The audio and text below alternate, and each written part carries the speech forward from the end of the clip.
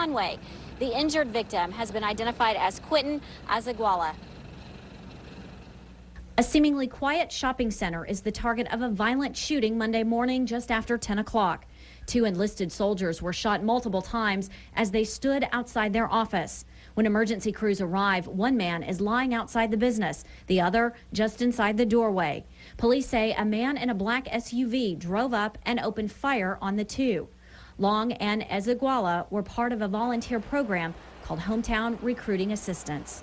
I mean, I see them every day. They're just standing outside talking or smoking a cigarette, and this guy just pulls up and takes 6, 7 shots and pulls out as fast as he can go.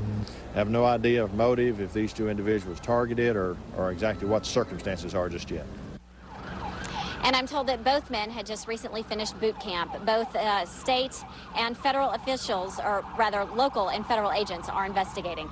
Live in Little Rock, Michelle Robb, Channel 7 News.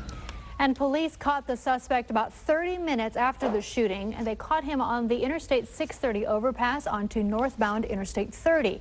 We were the only TV station with the camera at Little Rock Police Headquarters when officers brought the suspect in for questioning. And there's a look at him there. Once again, police say he is the shooter that killed one soldier and injured another at a West Little Rock recruiting office earlier this morning. Now, a news conference at police headquarters ended about 45 minutes ago, and Channel 7's Amanda Manat is there. She has more on the suspect. Amanda.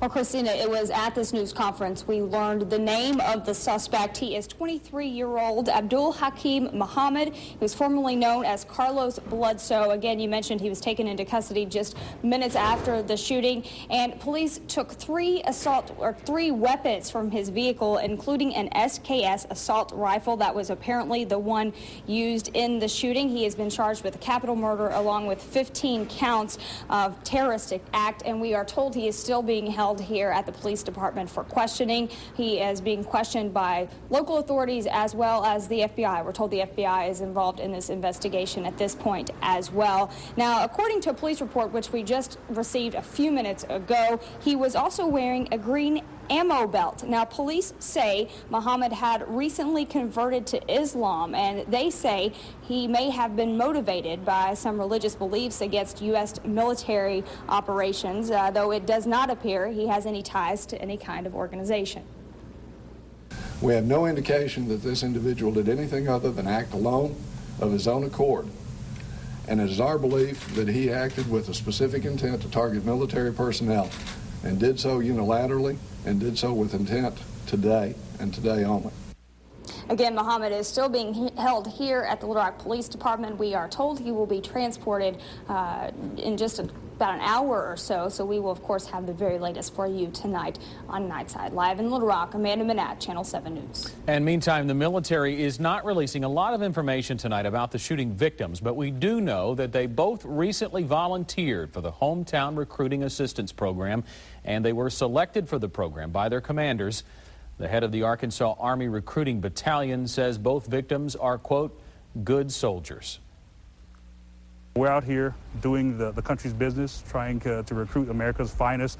These 2 young men were assisting us in that effort and doing all that they could to serve their country, and in this senseless act happened.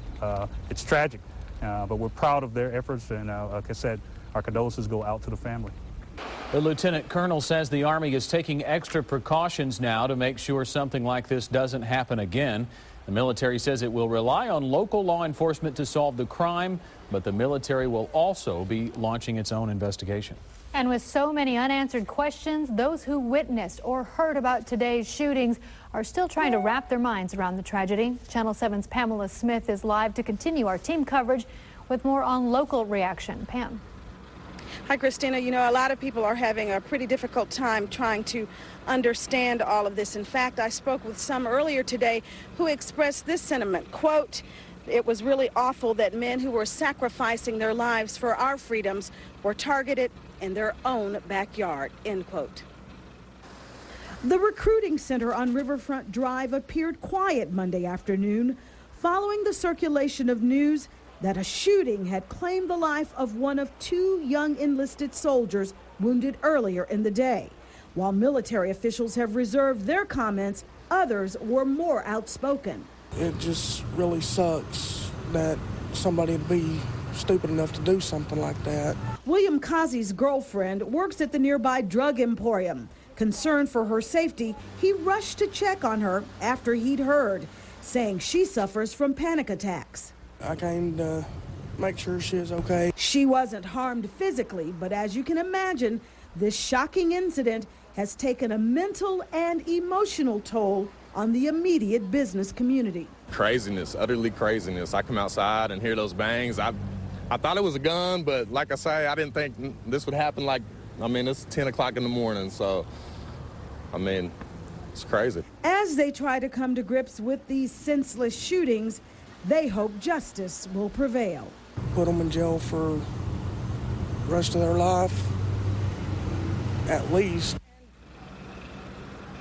And as you can imagine, even with word of an arrest, there are still some very unsettled feelings here about this whole ordeal. Reporting live in West Little Rock, I'm Pamela Smith for Channel 7 News.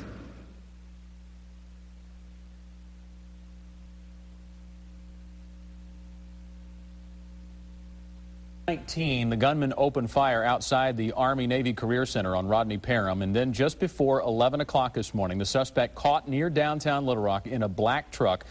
We were there when police brought him in for questioning, as we told you earlier. And about 45 minutes ago, we learned from Little Rock police that the suspect's name is Abdul Hakim Mujahid Muhammad, and he is charged with capital murder and 15 counts of terroristic acts. We will continue, of course, to follow the story and any potential developments tonight.